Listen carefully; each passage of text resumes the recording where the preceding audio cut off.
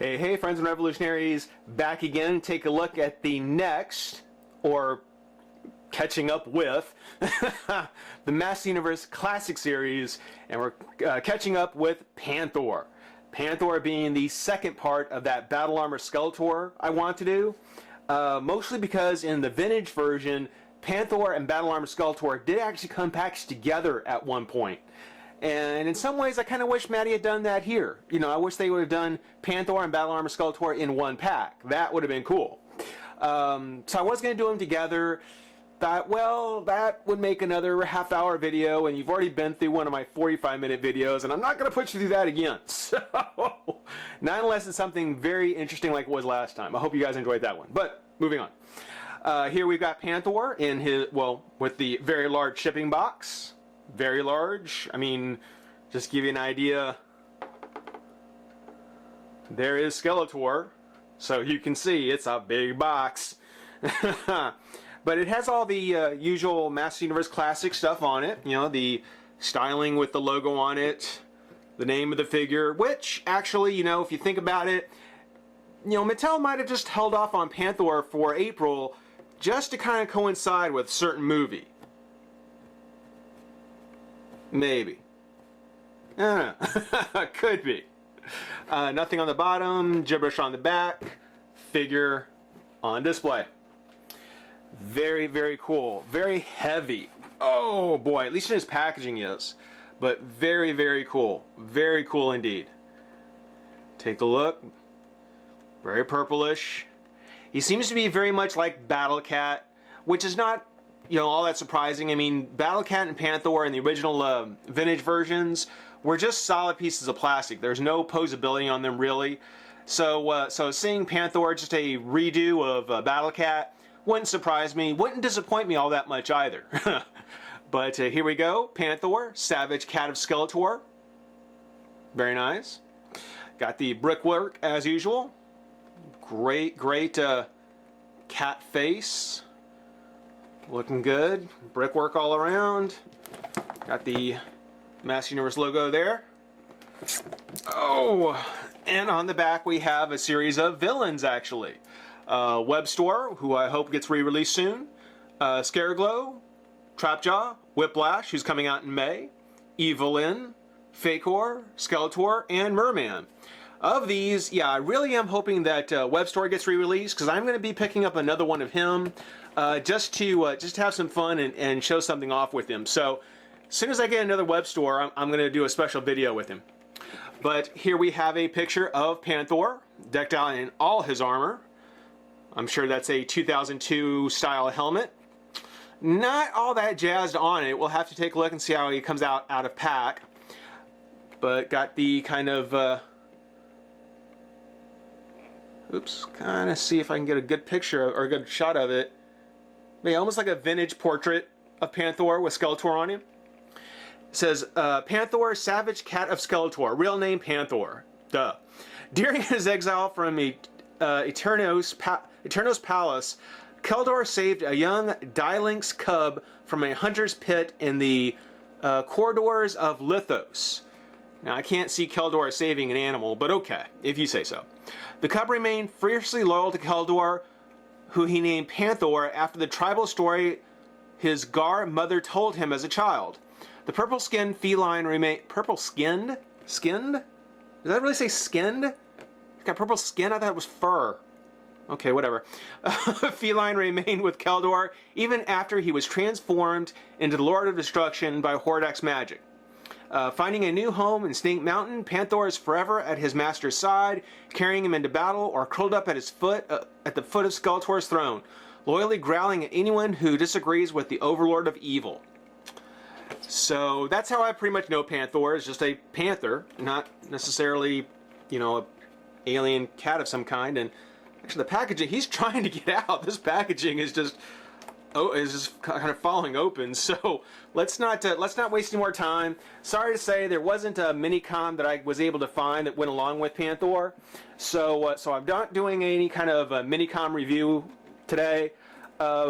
What I'll probably do though, and this is just kind of an aside, for any figures like this that didn't really come with vintage mini-coms, What I may do is I may take requests, or I may just go ahead and randomly pick one of the mini-coms for a figure that's already come out, and just throw it in there. If you guys like it, I will do just a random mini-com, or I'll take suggestions, requests, and do kind of a review on a mini-com, just for figures that don't have a mini-com associated with it. In this case, though, nothing for Panthor, so we'll just go ahead and pop them open and have some fun. Be right back. Alright, we got the big cat out of the pack, and he is very impressive. Very, very nice. When I got the Battle Cat, I thought, wow, this is just so cool.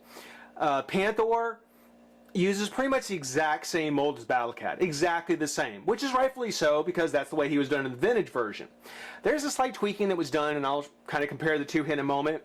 But one of the things that really set Panthor aside from the vintage version was the kind of peach fuzz flocking that he had, and even though I had mentioned that the sculpting on Battle Cat and even the sculpting on Panthor, it shows the fur and the hair on him so nice that I thought, well, I probably won't miss the flocking. I probably won't miss that fuzz texture. I kind of do. I know it's kind of not fair to bring that up now, but now that I got him out of the pack, as cool as he is, I really do wish they would have done him in kind of a flocked kind of fuzz version. They took all that time to figure out how to make it work on Mossman. You figure they could have just adapted it for the additional joints on Panthor. You'd hoped, but there he is, looking quite impressive. I was asked before whether or not I was going to keep Panthor with his battle helmet on, and I can tell you right now, I probably will, as much as I don't like it. I don't like this helmet at all. I don't. One of the biggest problems I have with it, I mean, I'm a factor on the side that it's completely outside of what came with the vintage version. But looking at his face, the eyes on Panthor are very small. They're kind of beady and very small, and they stand out quite a bit. And the helmet just makes his head look so much bigger and the eyes so much smaller.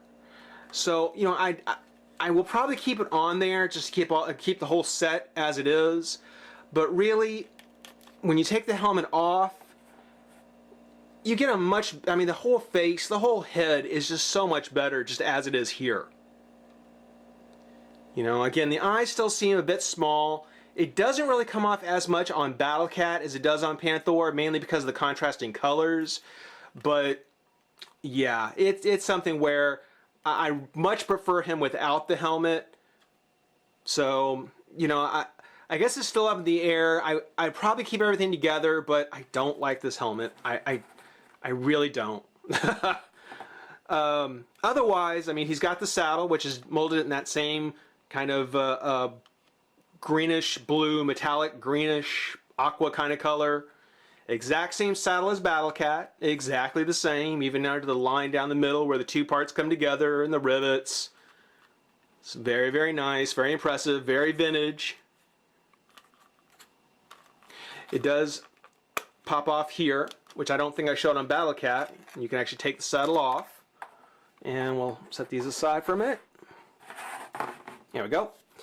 And on his articulation, the head does turn. Just like on Battle Cat, the jaw does come open and close. So you can have a full roar or just a menacing closed mouth. The neck goes up and down. And on Battle Cat, this joint on the neck has gotten very loose. So, that's another reason why I probably won't, or I probably prefer not to keep the helmet on Panthor, because the weight of it with Battle Cat has made this a very loose joint. So, yeah, that's another disappointment. Mid-torso has a twist. It's kind of a slot. Hoping it's like a peg joint and doesn't completely come apart, so we won't mess with it too much. Only this articulation here in the torso only really, is usable outside the armor. With the armor on, it's really not necessary, and I don't know. I guess I guess, well, I'll get to it here in a minute. He's got a hinged tail with a swivel. Each of the legs up here at the top of the leg, little squeak. Double joint on the back of the knee. Double joint there. Hinge at the foot and a twist. On the front, have a single hinge. There, twist. Twist at the foot. And hinge again. And just like with Battle Cat, because it uses the same mold, it's got the nice touch of the pads at the bottom of the feet. But I like the color. I like how there's the darker kind of purple underneath the lighter one. Certainly gives it kind of an appearance of layers. Looks really nice. Now, in a lot of ways, I mean, Panthor was really kind of a background character for Skeletor. And I don't think he was ever really even a mount. Even in the vintage version, we didn't see Skeletor riding him that much. So there's a good bet that when it comes to display, I may just keep Panthor out of his armor completely and just have him as kind of Skeletor's companion. It's, you know, stands by his side. Might do that. It looks pretty good. I like the way that looks, actually. So I may keep it this way. If I do pose him with his armor, and let's set Skeletor down here. If I do pose him with his armor,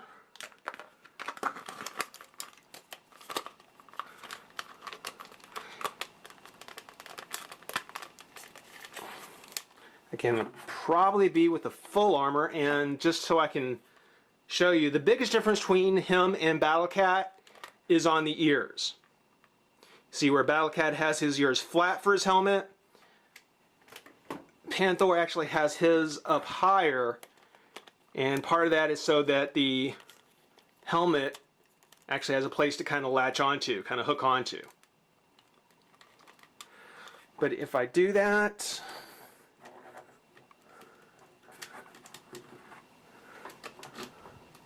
let's zoom out a bit. Ooh, wrong way.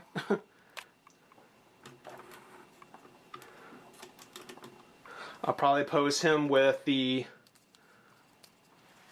Battle Armor Skeletor. And let's move that up a bit. So let's do this and move the camera back a bit.